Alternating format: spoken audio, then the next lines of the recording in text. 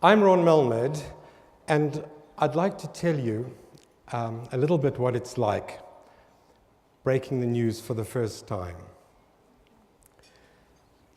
I'd like you to imagine the following scenario. There's a young, vibrant couple sitting across from me, looking at me, and they say, "So, Doc, what do you think?" And I know that the news I'm going to tell them is going to have a profound impact on that couple and that family for the rest of their lives. So it's with gravity and sadness and tears that I say, "Your child has autism." And I see their eye contact, their glance like drift off, and they say, "This is crazy. What are you saying? He could be wrong. How do you know? What happened to the dreams? Wait a second, this is not happening to me. I never ever thought this could happen to me. I've heard about it, it happens to somebody else, it doesn't. What do you mean?" Every family who hears this news goes through the same stages of grief that we have when someone in our family dies. They say that when you lose a parent, you lose part of your past, and that when you lose a sibling or a spouse, you lose part of your present. And when you even lose the slightest part of your child, you lose part of your future. So that's why it's with utmost concern that the news is broken, knowing the impact on the family, on the mother, on the father, on the marriage, on the siblings, on the grandparents. Every parent knows that feeling. And at first, there's only chaos and unclear as to what to do about it. And that's why SARC was formed, to try and create some kind of clarity to that chaos. It was a pioneering venture into try to determine how to provide early identification, early diagnosis, and early treatment. The problem is that that scenario I told you about, which sometimes takes place at maybe 2 or 3 years old, often takes place much later. In fact, the average age of diagnosis of autism in the United States is about 5.5 years, and that is late. Because parents understand the urgency. They know that if they don't get oxygen to that organism, if there's no system communication by the age of 5, there are going to be very serious repercussions. So let me tell you a little secret, folks. That's why we're all here today. In order to make a difference in a large corporation, usually, I've found that it takes someone in charge to be impacted by the diagnosis. That's true for medical insurance companies, it's true in Hollywood, it's true for golf professionals. It takes an educated and a sensitized community. It takes all of us. It takes a village. We are all card-carrying members now of the Autism SARC community. And we look to your support in our new venture in early identification for children with autism. It's with great pleasure that I'd like to introduce to you Dr. Chris Smith, Vice President of Research at SARC and a champion for the early identification efforts at SARC right now. Chris. Thanks, Ron.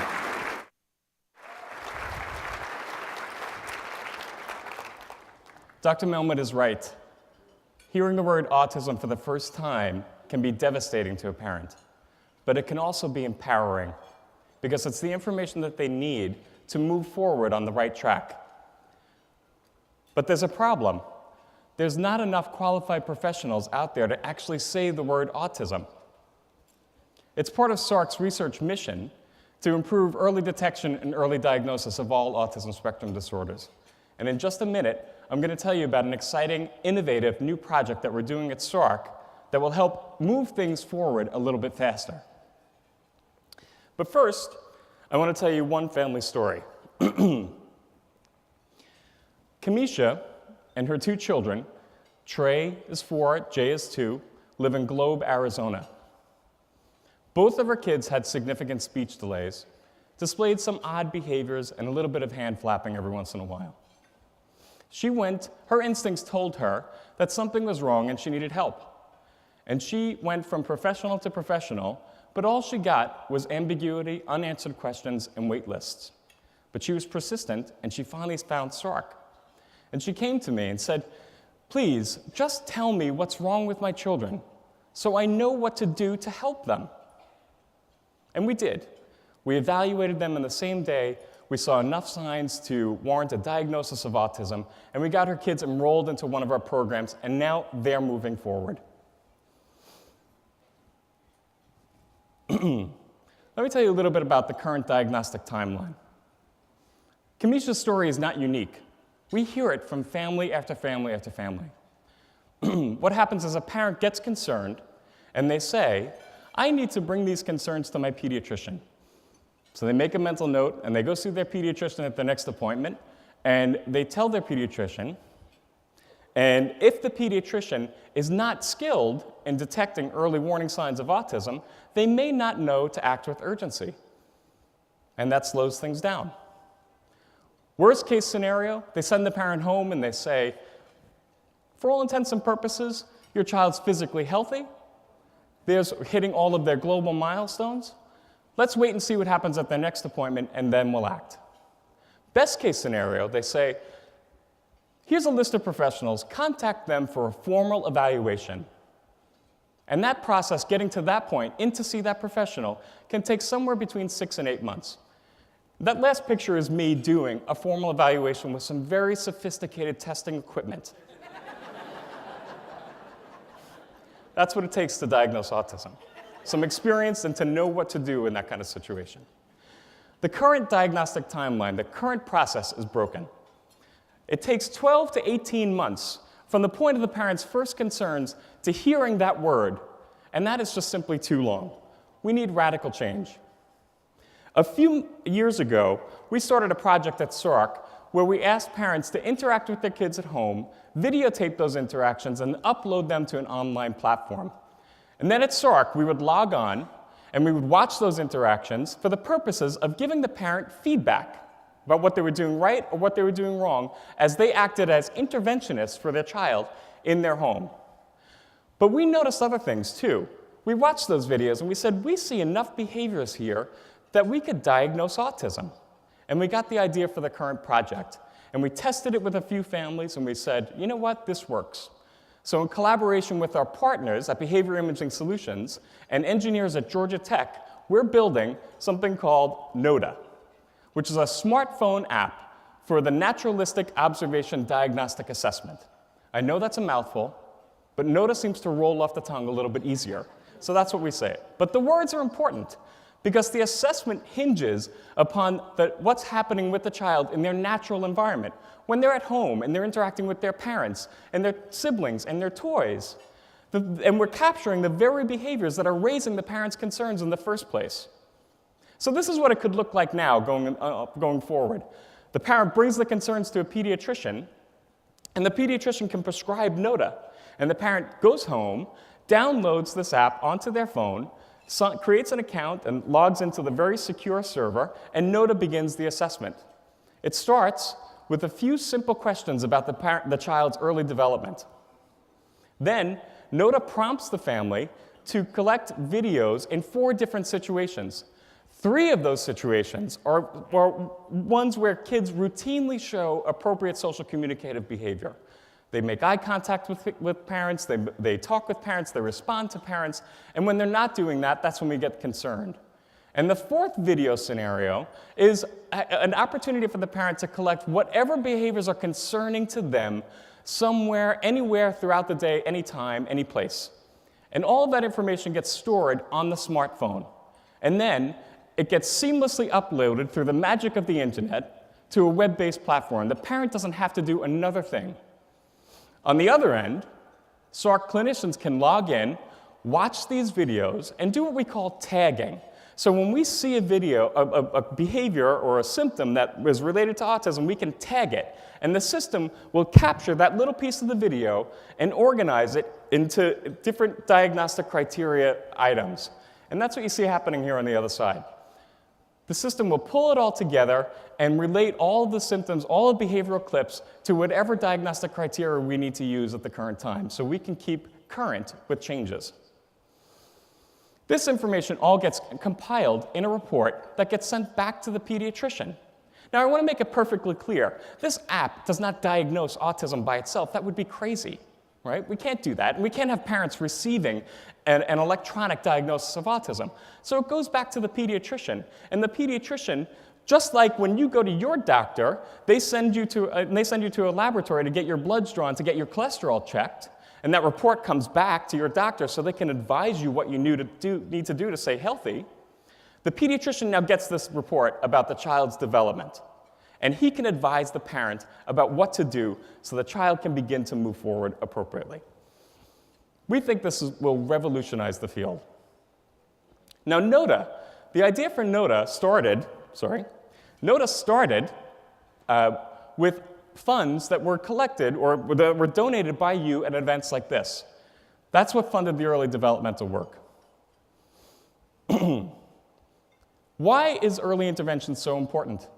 Right? Why do we need to get these kids diagnosed and into a program? Because we know from research that early intervention is the single most important thing that we can do for children with autism.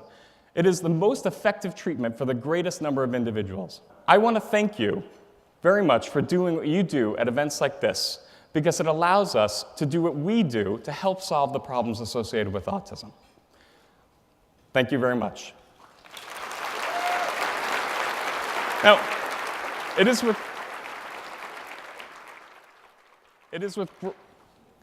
with great pleasure that I want to introduce Stephanie Papadopoulos, who is a mom that has not heard no for the first time yet.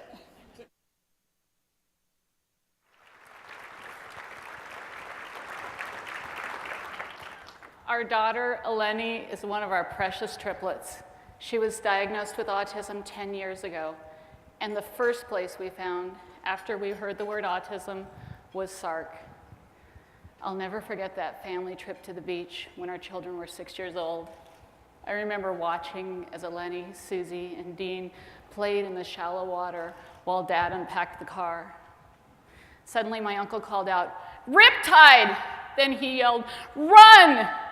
As all the other children ran up the beach, away from the water. Eleni thought it was a game. She ran right into the waves. She didn't understand the danger. She was caught up by the current. Fully dressed, I ran in to grab her. Somehow, after being pulled out, she was sent back to shore. I reached out and caught her bathing suit. I held tight. Her suit ripped as the current tried to pull her back in. A few moments later, the waves receded, and I carried her to safety. That moment speaks about what it means to be a parent, to hold on and stand up for your child. When you have a child with autism, every day is resisting the riptide. It's digging in and doing anything you can to ensure that your child will not be limited. I can't begin to recite the number of times that I've heard the word no. No, she's not experienced. No, she's not appropriate. No, she's making us uncomfortable. Or, no, our team will be more competitive without her. Our schools and our community at large are still learning the value of inclusion, of what it means to have children with autism and typical peers side by side, experiencing the joys of growing up, friendship, and dreams for the future. We're still teaching and won't stop. With SARC's help, we were able to work with our school district to find a plan that's right for Eleni and one where she'll continue to be mainstreamed with an aid. But as parents, we can't do it alone. It takes a community, family, friends, teachers, other parents, church members, coaches, Girl Scout troop leaders, everyone who comes in contact with Eleni, embracing her and lifting her up. We know we'll have to brace the tide and resist the pressure of doing what's easy in order to push Eleni to learn the skills that she'll need to find her footing in middle school and high school. With SARC's support and yours, with compassion and unrelenting commitment, our child and thousands of individuals with autism in our community will do bigger things than we ever imagined possible. Thank you.